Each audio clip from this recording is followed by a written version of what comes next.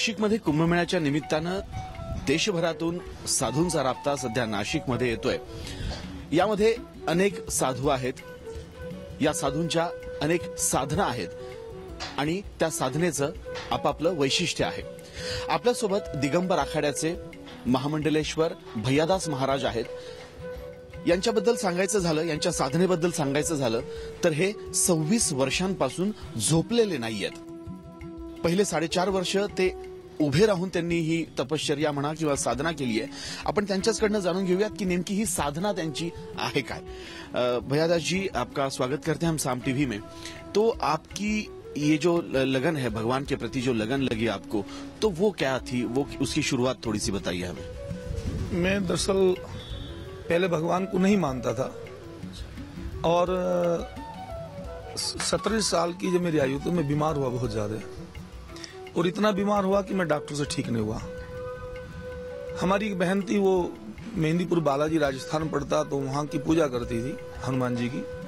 तो अक्सर वो जब भी आती, उसके साथ का उसका पति आता, तो मुझे कहते कि तू बालाजी महाराज की पूजा कर, ठीक हो जाएगा। तो एक दिन जब मैं बहुत ज्यादा बीमार था, 3 साल बीमार रहा, डॉक्टर से ठीक नहीं हुआ, तो एक दिन मैंने दुखी होके कि अब तो मरना ही उचित है, अब मैं दवाई गोली कुछ नहीं खाऊंगा। तो मेरी बहन की बात याद आई कि वो बहन कहती थी कि तू बालाजी की पूजा करेगा तो ठीक हो जाएगा। तो मैंने एक्सरे, गोली, रिपोर्ट, जितने भी उसके हॉस्पिटल के कागज थे सब इकट्ठे करे एक होल में, अपने घरों में जो होल होते हैं उसमें इकट्ठे करे, सब में आग लगा दी।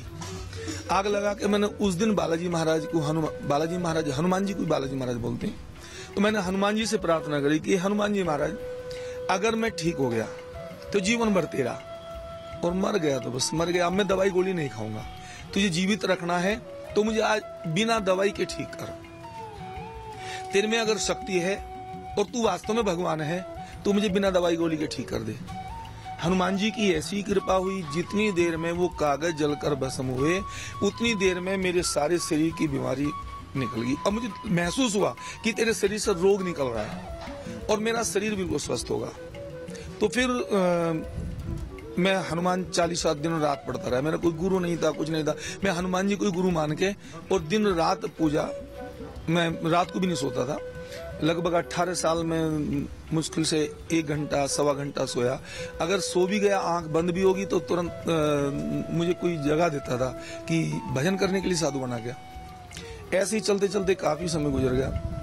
तो मैं सुंदर कांड पढ़ने का, मैं ढूंढ के लोगों से पूछता, पूजा पाठ करने वालों से, कि भैया मुझे ये बताओ हनुमान जी की पूजा करने के लिए कौन कौन सी किताब हो। तो मुझे किसी ने बता दिया कि रामायण पढ़ो आप, रामायण में सुंदर कांड का पाठ है। तो मैं सुंदर कांड पढ़ना शुरू कर दिया। सुंदर कांड में एक चौपाई आती है कि राम काज कीने बिनु मोहि का विश्राम। तो वो चौपाई मेरे हृदय में बैठ गई। मेरे मन में आया कि हनुमान जी ने मुझे जीवन दान दिया है, उसकी कृपा से आज मैं जीवित हूँ, उसकी कृपा से सब कुछ हो रहा है। तो मैं अब जब तक जीवित रहूंगा मैं उसी की सेवा लगा रहूंगा, मैं जीवन में आराम नहीं करूंगा। तो मैंने संकल्प लिया, मैं खड़ा हो गया उसी दिन, और मैं लगभग 3.5 साल खड़ा रहा। तो 4.5 साल में खड़ा रहा। एक महात्मा थे मेरे मित्र, उन्होंने मुझे बैठा दिया जबरदस्ती कि बैठ जाओ। तो मेरे मन में तो पहले संकल्प था कि राम काज कीने बिनु मोहि का विश्राम।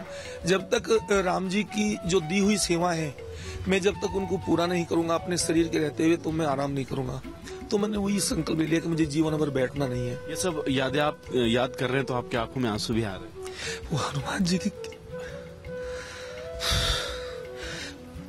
वो परमात्मा कितने दयालु हैं, कितने कृपालु हैं, और ये मनुष्य कितना दुर्भाग्यशाली है कि वो दिन रात मोह माया के चक्कर में फंसा पड़ा है, उस परमात्मा को याद नहीं करता। माता पिता के चक्कर में पागल है, पत्नी के चक्कर में, बच्चों के चक्कर में पागल हुआ दौड़ रहा है दिन रात, हाय माया हाय माया।